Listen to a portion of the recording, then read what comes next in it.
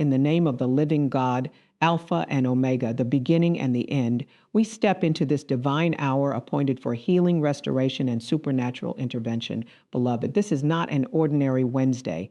This is Wednesday, June 17, 2026, a prophetic gate in time where heaven is leaning toward earth and divine mercy is overriding natural limitation. I sense in the spirit that the atmosphere is charged, not with uncertainty, but with expectancy, not with defeat, but with divine reversal. Today we gather under the banner of Wednesday prayer for supernatural healing and miracle release, declaring that every system of delay is being interrupted, every cycle of affliction is being broken, and every report that contradicts the will of God is being overturned by the power of His word. I decree and declare this is the moment where healing is not just requested, it is released, where miracles are not just hoped for, they are manifested. For the Spirit of the Lord is moving even now, searching hearts, touching bodies, restoring minds, and reordering destinies according to divine design. So lift your expectation, align your faith. Because what is about to be released is not by human ability, but by supernatural authority. And when God speaks, nothing can resist His command. There are moments in the human experience when time itself seems to pause, not because it has stopped, but because heaven has stepped into its rhythm. This is one of those moments. A divine appointment is not merely a scheduled occasion on a calendar. It is a convergence of eternity and time, where what God has already ordained begins to manifest in the realm of human awareness. Today, we stand in the awareness of a divine appointment for supernatural healing, and this awareness is not casual. It is consequential. It carries weight in the spirit realm because it signals agreement between heaven's intention and earth's expectation. From the foundation of creation, healing was never an afterthought in the heart of God. It was embedded in His design for humanity. Wholeness was the original blueprint. Nothing broken, nothing missing, nothing disjointed. Every cell, every thought, every emotion, every system within the human frame was designed to function in divine harmony. But when brokenness entered the human experience, so did fragmentation. And yet, even then, God did not abandon His intention. Instead, He embedded within covenant promises the assurance that restoration would not only be possible, but accessible through divine intervention. To recognize a divine appointment is to awaken to the reality that you are not here by accident. You are not listening by coincidence. You are not standing in this moment of awareness by chance. There is a spiritual alignment occurring where God is positioning His people to receive what human systems cannot manufacture and what natural processes cannot guarantee. Healing in this context is not merely the easing of symptoms or the management of conditions. It is the authoritative interruption of disorder by the power of divine order. When we speak of supernatural healing, we are speaking of a dimension where the laws of nature are subject to a higher law, the law of the spirit of life. This is the realm where diagnosis does not have the final say, where prognosis does not define the outcome, and where human limitation is not the ceiling of possibility. In this divine appointment, God is not asking for permission from circumstance. He is issuing a decree that overrides it. There are those who have walked through seasons of prolonged affliction, where hope has been stretched thin and expectation has been tested. Yet even in those seasons, the divine appointment was being prepared. Delay is not denial when God is orchestrating alignment. What feels like waiting is often preparation for encounter. For in the economy of heaven, timing is not random, it is strategic. God does not arrive late, nor does He act prematurely. He moves precisely when revelation and readiness converge. Today, readiness is being formed in the spirit of those who will believe beyond what they can see. For supernatural healing is not accessed by observation alone. It is accessed by revelation and agreement. Agreement with what God has declared over your body, your mind, and your life. There is a higher report than the report of symptoms, and that report is anchored in divine truth. It declares that by His stripes there is already provision for wholeness.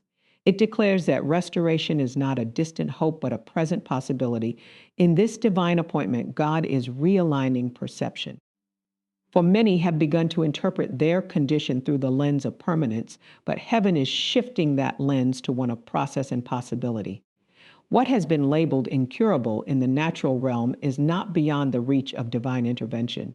What has been categorized as chronic in human terminology is still subject to the authority of the Creator who formed the human body from dust and breathed life into it.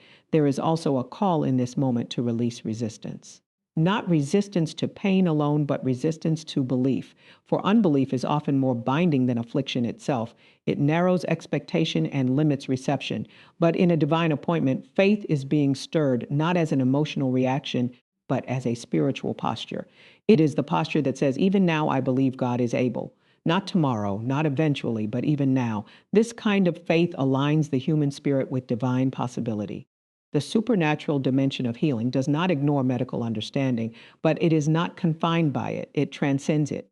God can work through process, and He can also work beyond process. He is sovereign in method and unlimited in expression. There are testimonies of gradual restoration, and there are testimonies of instant transformation. Both are valid expressions of divine power. What matters is not the speed of the miracle, but the certainty of the source. In this divine appointment, God is also restoring identity. For prolonged affliction often attacks more than the body, it attacks perception of self. It can cause individuals to see themselves through the lens of limitation rather than promise. But today, identity is being recalibrated. You are not defined by what afflicts you. You are not reduced to your diagnosis. You are not the sum of your symptoms. You are a living testimony in progress, a vessel still under divine construction, and a carrier of promise even in process. The appointment for supernatural healing is also an invitation to surrender. Surrender not in defeat, but in trust, to release the need to control outcome and instead embrace the one who controls all outcomes. There is a peace that comes when the human spirit ceases striving and begins yielding. In that yielding, divine exchange takes place. Burdens are lifted, strength is renewed, and hope is restored. Even now, there is a shifting taking place in unseen realms. Systems of affliction are being challenged by systems of divine order. What has been stagnant is being activated. What has been blocked is being opened. What has been weakened is being strengthened. This is not theory, it is spiritual reality unfolding in response to divine appointment. And so in this moment, there is a call to expectancy. Not passive waiting, but active anticipation. Expectancy is faith with direction. It is the inner assurance that something is about to change because heaven has already responded. When expectancy rises, spiritual sensitivity increases. You begin to discern shifts you could not perceive before. You begin to notice signs of movement where there was once silence. This divine appointment is also a reminder that God is deeply personal in His dealings. He does not heal in abstraction. He heals in intimacy. He knows every detail, every hidden ache, every unspoken concern. Nothing is overlooked in His presence. And because He is present, healing is not distant. It is near, it is at hand, it is accessible in this moment of alignment. Therefore, let the heart be open. Let the spirit be receptive. Let the mind be renewed in the understanding that this is not just another gathering, not just another prayer, not just another message. This is an appointed encounter with the possibility of transformation, and in divine appointments, nothing remains the same for those who truly receive. For the one who appoints this moment is also the one who fulfills it. And what He begins, He is faithful to complete. Faith is not merely an emotional response to inspiring words. It is a spiritual force that aligns the human spirit with the reality of God's promises. In this moment, we are not just speaking about faith in theory. We are speaking about the activation of faith as a living, breathing, operational force that releases miracles into time and space. For many, faith has been reduced to quiet hope or distant belief. But in the realm of the spirit, faith is dynamic. It moves, it speaks, it agrees. It reaches beyond what is visible and lays hold of what is already established in the unseen realm. To activate faith is to awaken something that may have been dormant under the weight of delay, disappointment, or prolonged struggle. Life has a way of attempting to quiet expectation. Repeated challenges can cause the heart to lower its anticipation, and unanswered prayers can sometimes cloud perception. Yet even in those seasons, faith is not destroyed. It is waiting to be stirred. It is waiting for a voice, a revelation, a moment of divine clarity that reminds the spirit of what God has already declared. In this sacred moment, activation begins with agreement. Agreement with heaven is the foundation of miracle release. When the human spirit comes into alignment with divine truth, resistance begins to break. The internal conflict between what is seen and what is promised starts to shift. Faith is not denial of reality, it is agreement with a higher reality. It does not ignore the report of the natural. It submits that report to the authority of the supernatural. There is a difference between passive belief and activated faith. Passive belief acknowledges possibility, but activated faith embraces certainty. It does not say maybe God can, but rather declares God has already made provision. This shift is not superficial, it is transformational. It changes posture, language, expectation, and spiritual sensitivity. Activated faith begins to speak differently. It no longer rehearses limitation, but begins to declare possibility. It does not dwell on delay, but focuses on divine timing. It does not magnify obstacles, but magnifies the power of the one who overcomes them. In the activation of faith, the spoken word becomes significant. Words are not empty sounds, they are carriers of agreement. What is repeatedly spoken eventually shapes internal belief, and internal belief influences spiritual reception. This is why activation requires intentional declaration. It is not enough to silently hope. There must be alignment between belief and confession. When faith is activated, confession shifts from uncertainty to conviction. But activation is not only verbal, it is also internal. It involves the renewing of the mind. Many miracles are delayed not because God is unwilling, but because perception is misaligned. When the mind is saturated with limitation, expectation shrinks. But when the mind is renewed by truth, expectation expands. Faith grows in an environment where truth is consistently fed, believed, and embraced. That is why this moment is significant. It is a recalibration of inner vision. Activated faith also requires release. There comes a point where holding on to fear, doubt, and control becomes incompatible with receiving. Faith cannot operate in a divided heart. A double-minded posture creates instability in expectation. But when the heart is fully yielded, faith becomes focused. It is no longer scattered between fear and hope. It is anchored in trust. That anchoring creates spiritual stability, and stability creates receptivity. There is also a mystery in the activation of faith that goes beyond human effort. It is not self-generated, it is spirit-enabled. The Holy Spirit awakens faith within the human heart, illuminating truth and making divine promises real to the inner man. This is why moments of revelation are so powerful. They do not just inform the mind, they ignite the spirit. When revelation hits, faith rises naturally because truth becomes undeniable on the inside. In this activation, barriers begin to lose their authority. What once seemed immovable begins to shift under the weight of belief, not because human strength has increased, but because spiritual alignment has changed. Faith does not force outcomes, it aligns with them. It positions the heart to receive what heaven has already released. And when alignment is complete, resistance cannot remain. There is also a call in this moment to rise above emotional fluctuation. Faith is not dependent on feelings. Feelings may shift based on circumstances, but faith remains anchored in truth. When activated faith takes hold, it no longer bows to emotional instability. It becomes steady even in uncertainty. It learns to trust beyond sensation and rely on revelation. This activation also breaks the cycle of hesitation.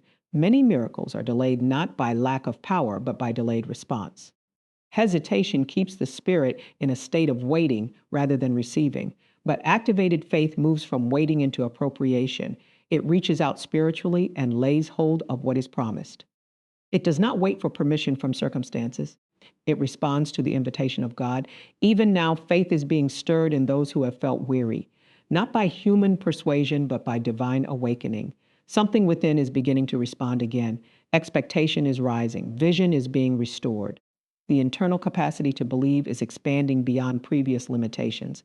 What once felt difficult to imagine is now becoming spiritually tangible. Activated faith also produces boldness.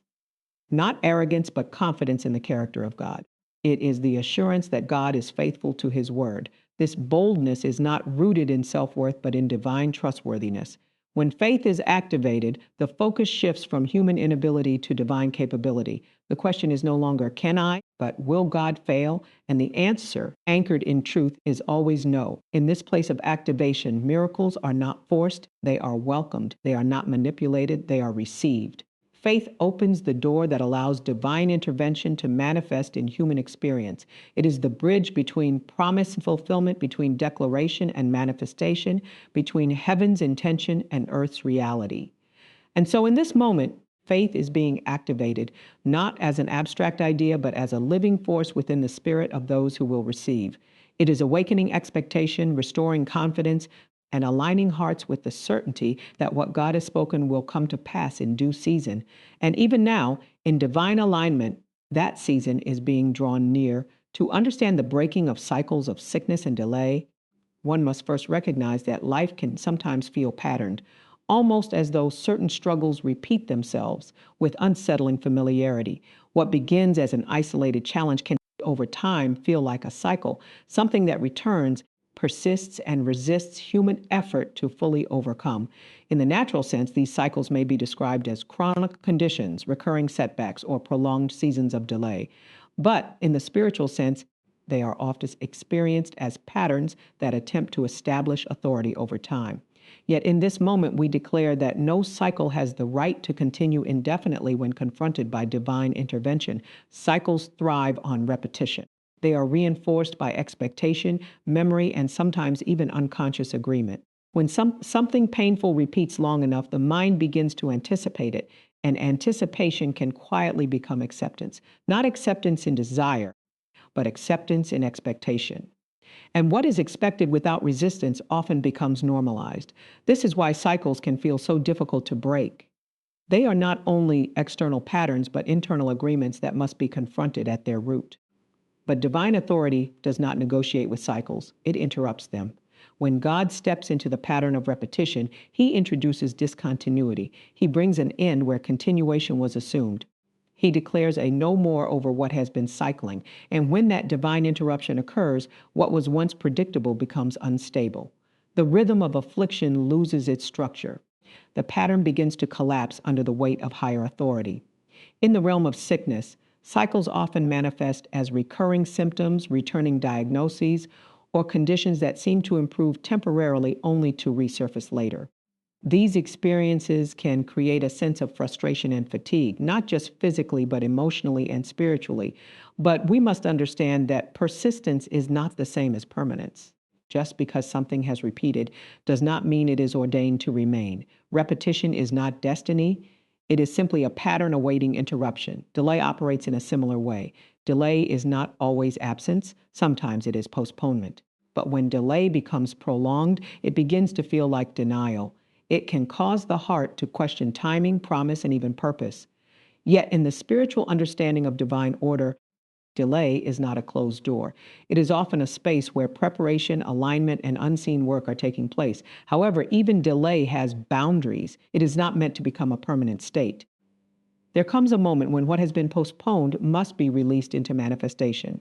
In this divine moment, we are addressing both sickness and delay as systems that have attempted to establish cycles in people's lives. And we are declaring that systems respond to authority. Just as natural systems respond to physical laws, spiritual systems respond to spiritual authority. When higher authority is introduced, lower patterns must yield. This is not symbolic language alone. It is a principle of order within the unseen realm.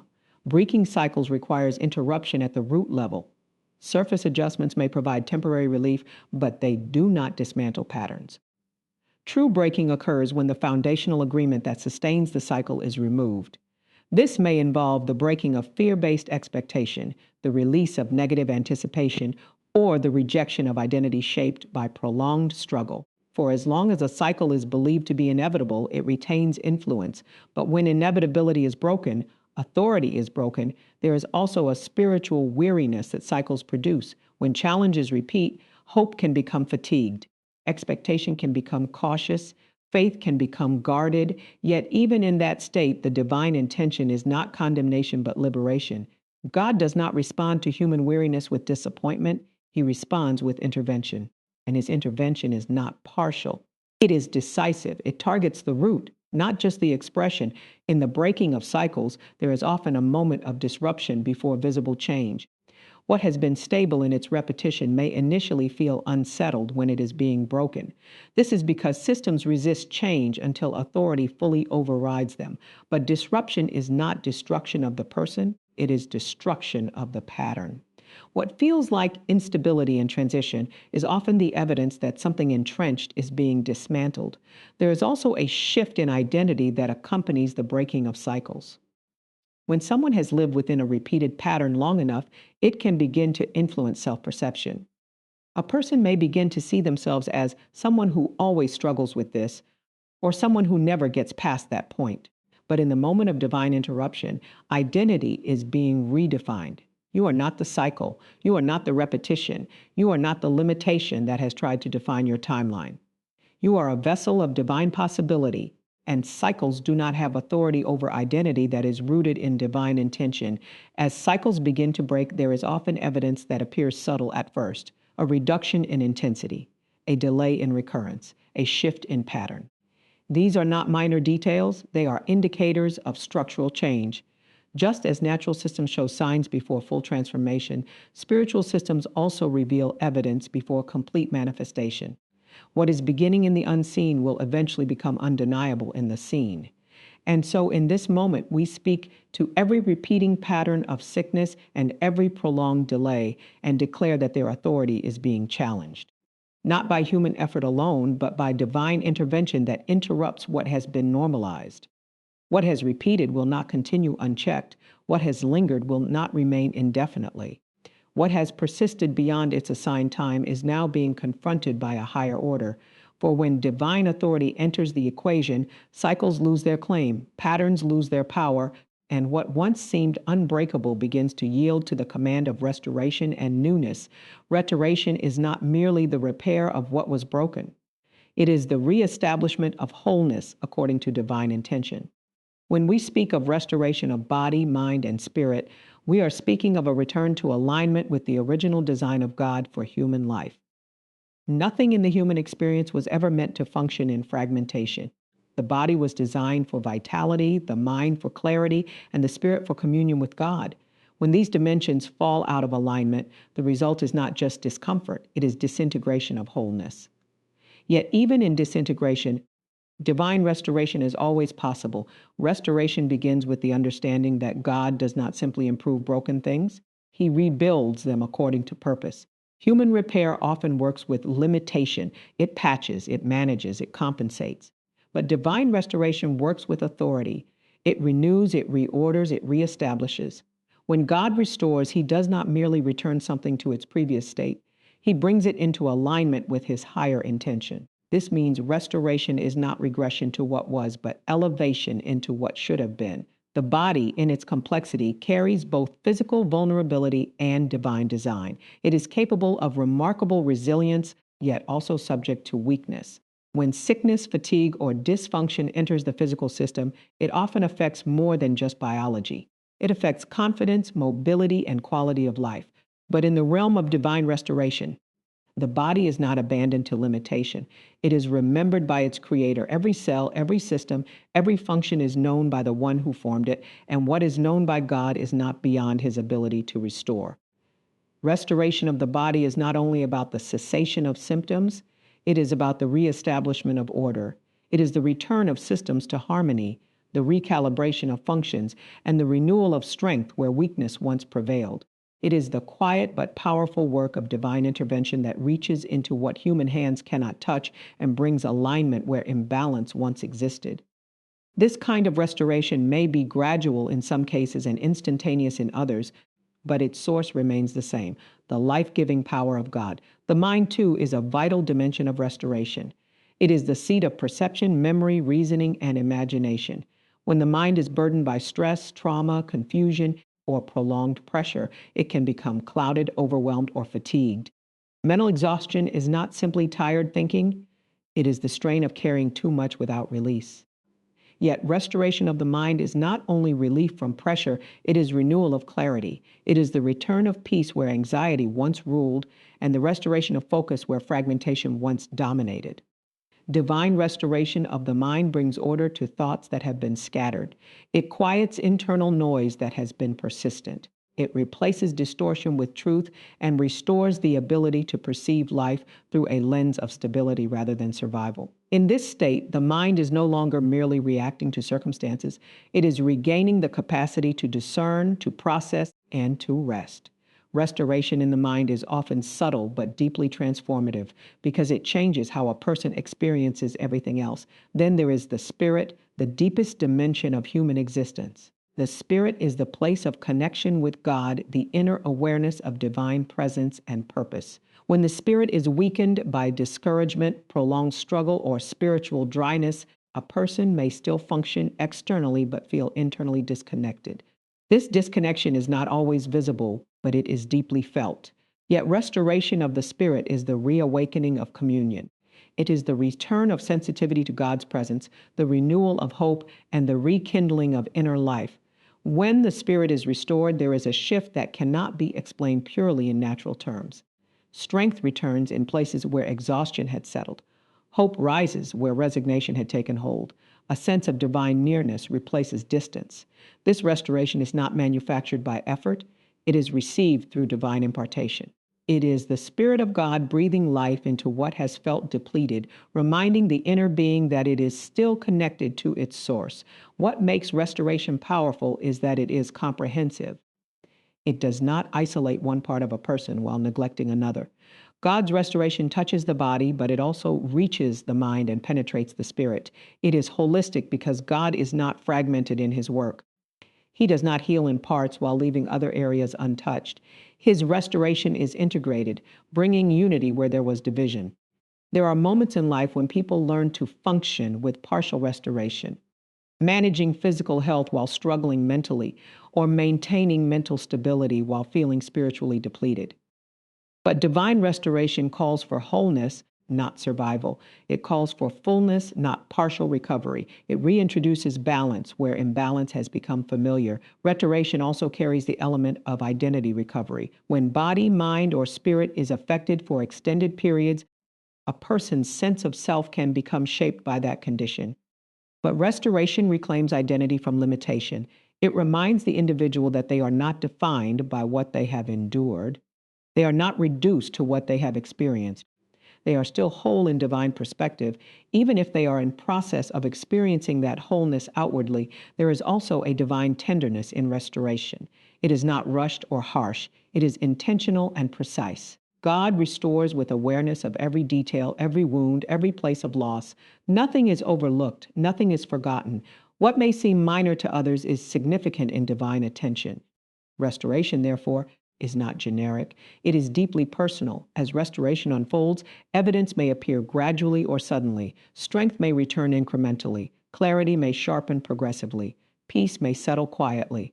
Or there may be moments of immediate shift where what was once burdened feels suddenly lifted. Both expressions are valid manifestations of divine restoration. The key is not the pattern of change, but the presence of divine action. And so in this moment, we speak to every dimension of human existence, body, mind, and spirit, and declare the restoring power of God is at work, not as a distant concept, but as an active reality. What has been weakened is being strengthened. What has been fragmented is being realigned. What has been depleted is being renewed. For restoration is not just recovery.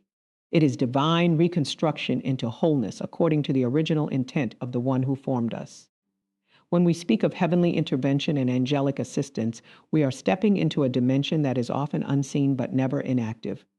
The mistake many make is assuming that because something is invisible, it is therefore absent. But in the economy of the spirit, invisibility is not absence. It is simply a different level of operation. There are realms that function beyond human sensory perception, yet they are deeply engaged in the affairs of humanity. Heaven is not passive toward earth. It is responsive, strategic, and actively involved in executing divine purpose. Heavenly intervention is the expression of divine government stepping into human limitation. It is what happens when God does not merely observe the condition of humanity, but engages it with authority. Intervention implies interruption, but not interruption for disruption alone. Interruption for correction, alignment, and restoration of divine order. When heaven intervenes, it does not negotiate with chaos, it replaces it. It does not accommodate disorder, it restructures it. It does not observe bondage, it dismantles it. There are moments in human experience when natural systems reach their limit.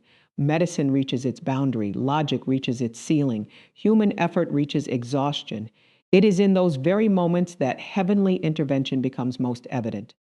Not because heaven was absent before, but because human awareness has now reached the point of surrender. Surrender, in this sense, is not defeat. It is alignment with higher authority. It is the recognition that what cannot be achieved through human strength must now be received through divine engagement. Angelic assistance is one of the expressions of this divine engagement. Angels are not symbolic ideas or poetic metaphors. They are assigned agents of divine will, operating under heavenly command to execute what has been decreed in the spiritual realm. Their activity is not self-directed, it is purpose-directed. They move according to instruction, not emotion. They respond to divine word, not human speculation. When heaven releases assignment, angels move with precision to ensure that what has been spoken in the spiritual realm is enforced in the natural realm. In moments of supernatural healing and miracle release, angelic activity often surrounds the unseen processes of transition. There are things happening beyond what the human eye can detect. Realignments, removals, adjustments, and activations that are facilitated through divine administration. What appears as sudden change in the natural realm is often the culmination of unseen operations that have been unfolding in the spiritual realm.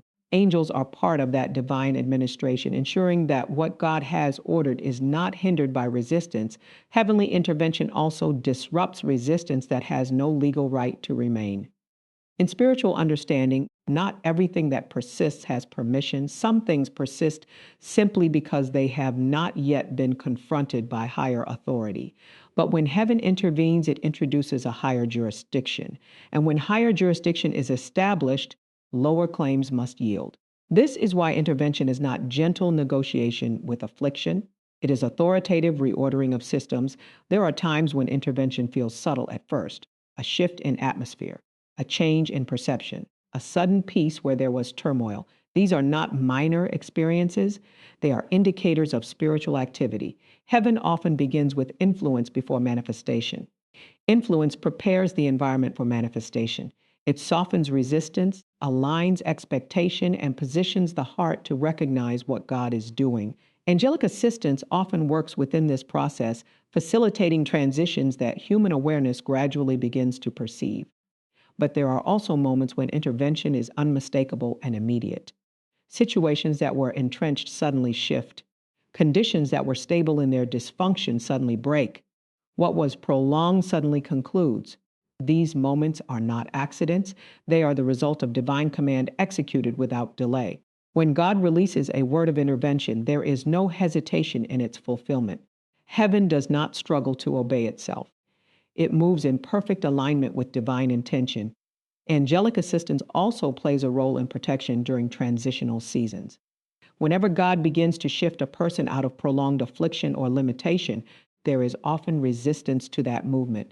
Not every resistance is physical, some is spiritual, some psychological, and some environmental. Angels are assigned to guard what God is restoring. They ensure that what has been released from heaven is not prematurely stolen, distorted, or interrupted. They stand as executors of divine preservation, maintaining alignment between what God has spoken and what is unfolding. In the context of healing, angelic assistance may be involved in processes that human understanding cannot fully explain. Sudden relief, unexpected improvement, or unexplained restoration are often attributed to divine mercy, and rightly so. But within that mercy, there is often structured activity taking place in the unseen realm. Heaven does not operate in randomness, it operates in order, and angels are part of that order, ensuring that divine will is carried out with precision. Heavenly intervention also brings clarity where confusion has existed. Many battles are not only physical but mental and emotional. Confusion can delay reception, distort expectation, and weaken faith. But when heaven intervenes, clarity begins to replace confusion. Understanding begins to emerge where uncertainty once dominated. This clarity is not always intellectual, it is often spiritual. It is the inner knowing that something has shifted, even before external evidence appears. There is also a dimension of timing within intervention. Heaven does not move randomly, it moves strategically. What may appear delayed in human perception is often precise in divine timing. Intervention occurs when alignment reaches fullness, when purpose, readiness, and divine intention converge. Angels operate within that timing, not outside of it. They respond when the appointed moment is activated, not before and not after. In seasons of prolonged struggle, it is easy for perception to become narrowed by what is consistently experienced, but heavenly intervention breaks that narrowing. It expands awareness beyond present limitation and introduces the possibility of divine reversal. It reminds the human spirit that current conditions are not final conditions. What is seen is not all that is real. There is a greater reality operating alongside and above what is visible. Angelic assistance also reinforces declaration. When divine words are released in alignment with God's will, there is often unseen reinforcement that ensures those words are not void. In spiritual understanding, words carry authority, but that authority is strengthened when aligned with divine order. Angels respond to such alignment, ensuring that what is spoken in agreement with heaven is not empty but effective. Even now, there is an unseen movement surrounding the lives of those aligned with divine promise. What has been stagnant is being positioned for motion. What has been blocked is being subjected to higher authority. What has been delayed is being evaluated in light of divine timing. These are not abstract ideas, they are reflections of spiritual reality unfolding beyond natural perception. Heavenly intervention does not always announce itself loudly. Sometimes it is recognized only in hindsight when what once seemed impossible has already shifted. But whether immediate or gradual, dramatic or subtle, it is always intentional. It is always precise. It is always aligned with divine purpose. And so in this moment, we acknowledge that heaven is not distant, angels are not inactive, and divine intervention is not theoretical. It is present, active, and responsive. It moves according to the command of God, and it operates with precision in the lives of those who are aligned with His will. For when heaven intervenes, nothing remains untouched.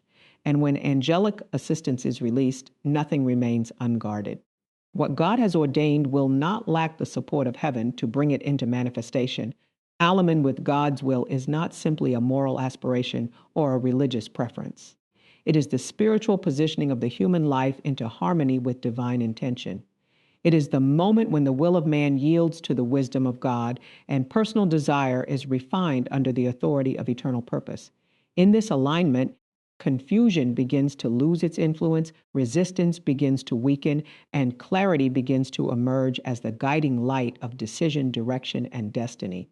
To be aligned with God's will is to acknowledge that human understanding is limited, but divine wisdom is unlimited. It is the recognition that God does not only see the present moment, but also the entire unfolding of time. What may appear desirable in the immediate may not always be beneficial in the eternal, and what may feel like delay or restriction may actually be divine protection or preparation. Alignment requires trust in the character of God, even when circumstances are not fully understood. There is a refining process that comes with alignment.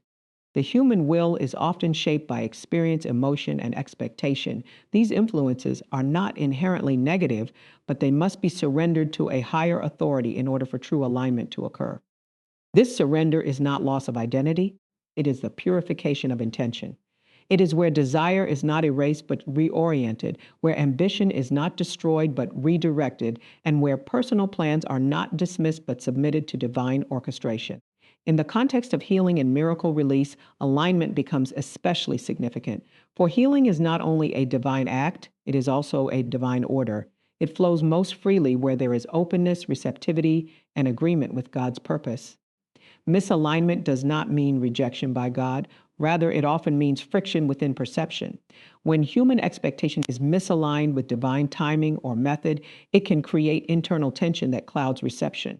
Alignment resolves this tension by bringing the heart, mind, and spirit into agreement with what God is already doing. There are times when alignment requires adjustment of expectation.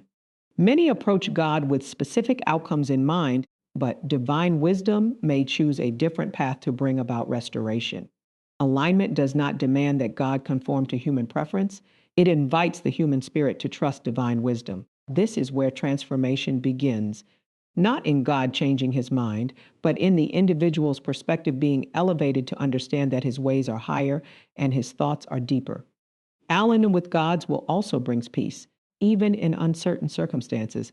This peace is not dependent on external conditions. It is rooted in internal assurance. It is the quiet confidence that comes from knowing that life is not random and that divine purpose is actively unfolding. Even when situations appear unresolved, alignment allows the heart to remain steady because it is anchored in trust rather than circumstance. In this alignment, obedience becomes less about obligation and more about flow. It is no longer a struggle between desire and duty, but a natural expression of agreement with divine direction. When alignment is present, obedience is not forced, it is responsive. It becomes easier to move when the Spirit is already in agreement with the path being revealed. This ease is not the absence of challenge, but the presence of clarity. Malalignment also affects perception of suffering and delay.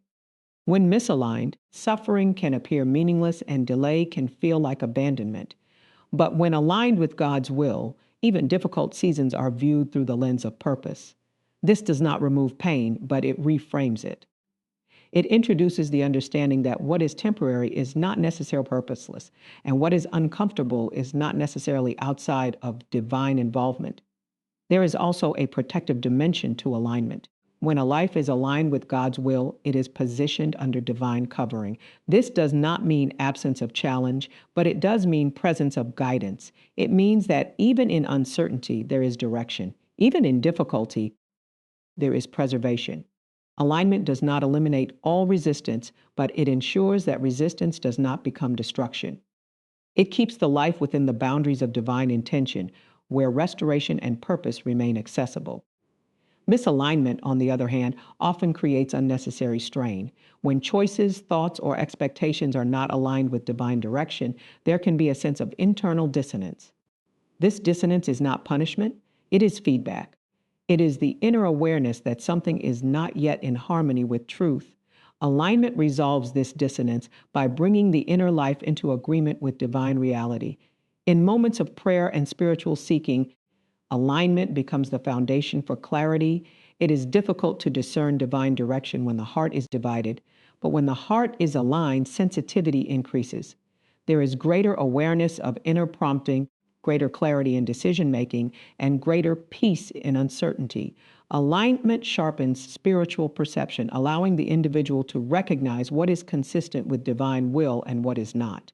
There is also a transformative aspect to alignment that affects identity. When a person is aligned with God's will, they begin to see themselves differently. They are no longer defined primarily by struggle, limitation, or past experience. Instead, they begin to see themselves through the lens of divine purpose. This shift in identity strengthens resilience and reinforces hope because it anchors identity in something greater than circumstance. Alignment is not a one-time event. It is an ongoing posture. It requires continual surrender, continual awareness, and continual openness to divine guidance. Life circumstances change, seasons shift, and understanding deepens, and in each phase, alignment invites recalibration. It is a dynamic relationship between human willingness and divine direction. In the context of supernatural healing and miracle release, alignment prepares the heart to receive without resistance. It creates internal harmony that allows divine flow to operate without obstruction. It is not that God is unwilling to act outside of alignment, but that alignment positions the heart to fully recognize, receive, and sustain what God is doing. Even now, alignment is not only a concept being understood, but a reality being formed. Hearts are being adjusted, perspectives are being refined, expectations are being reshaped, not through force, but through revelation and surrender. And in that process, clarity is increasing. For when a life is aligned with God's will, it is not merely living, it is participating in divine purpose. And in that participation, there is peace, direction, and readiness for whatever God chooses to release in his perfect wisdom. The manifestation of instant and progressive miracles reveals the limitless nature of God's power.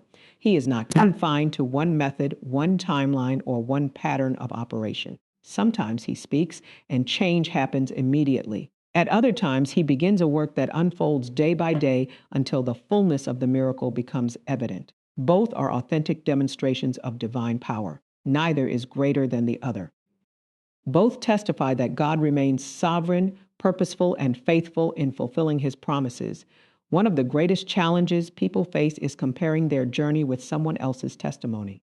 They hear of an instant healing and wonder why their own restoration is taking time. Others experience a gradual recovery and question whether God is still at work because the process seems slow. Yet heaven does not measure miracles by speed. Heaven measures them by the faithfulness of God. Whether he moves in a moment or through a season, the source of the miracle remains the same. An instant miracle captures attention because it defies natural explanation. It is the sudden disappearance of pain, the immediate restoration of strength, the unexpected breakthrough after years of limitation, or the rapid transformation of circumstances that no human effort could have accomplished.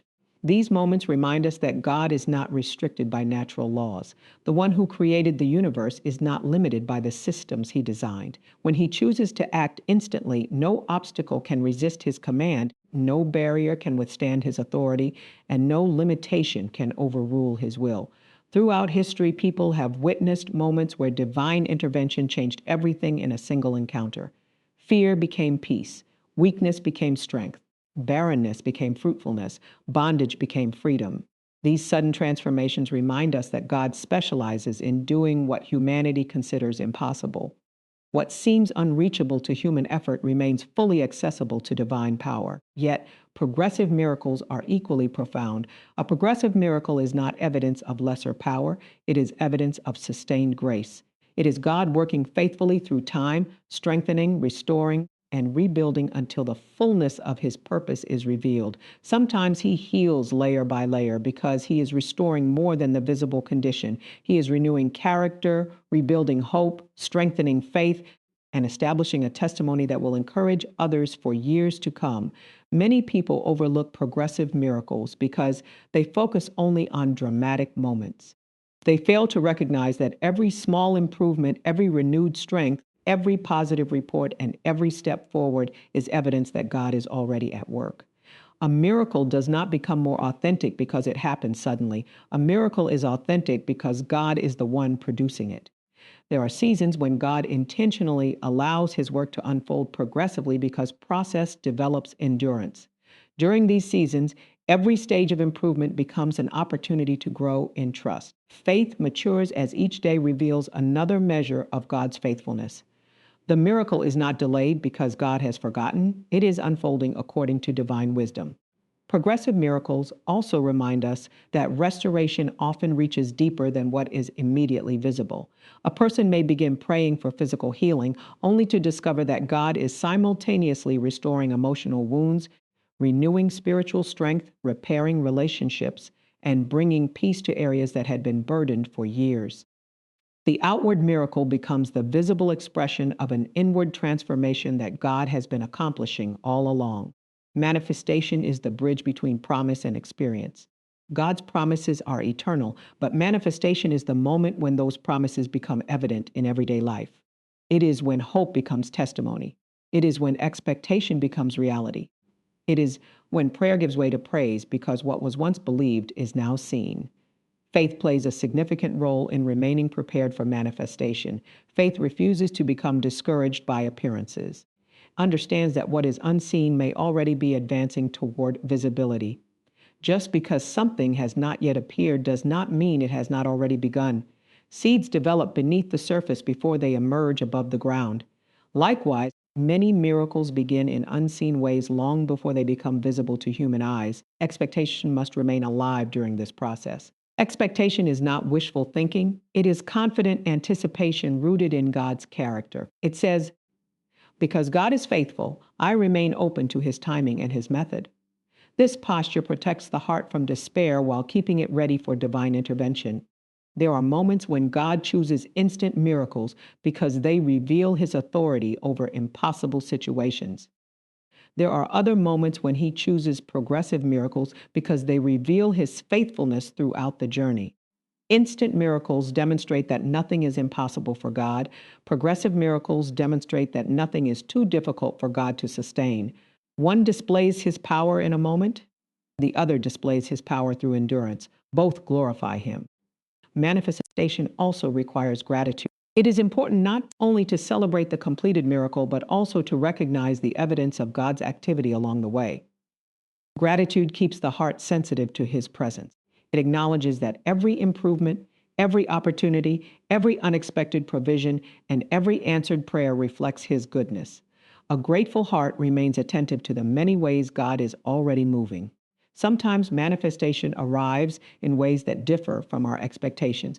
We imagine one path, but God chooses another. We anticipate one solution, but heaven provides something greater. Divine wisdom often exceeds human imagination. What initially appears different may ultimately prove to be better because God sees the complete picture while we see only a small portion.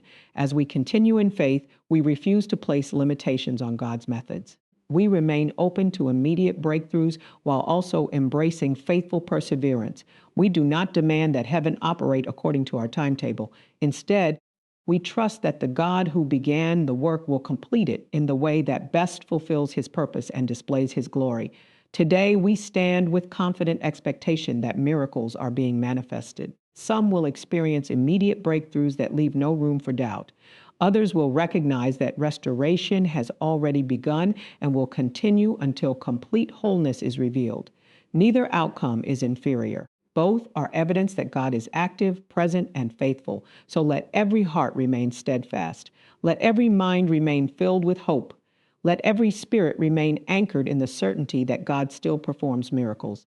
He still restores what has been broken. He still heals what has been wounded. He still opens doors that no one can shut. He still makes a way where there appears to be no way. The God who worked wonders yesterday has not changed today, and He will not change tomorrow. His power remains unlimited. His compassion remains unfailing. His promises remain trustworthy. Therefore, we receive with confidence both the instant miracle that transforms a life in a single moment and the progressive miracle that unfolds until every promise has become a living testimony of His enduring faithfulness.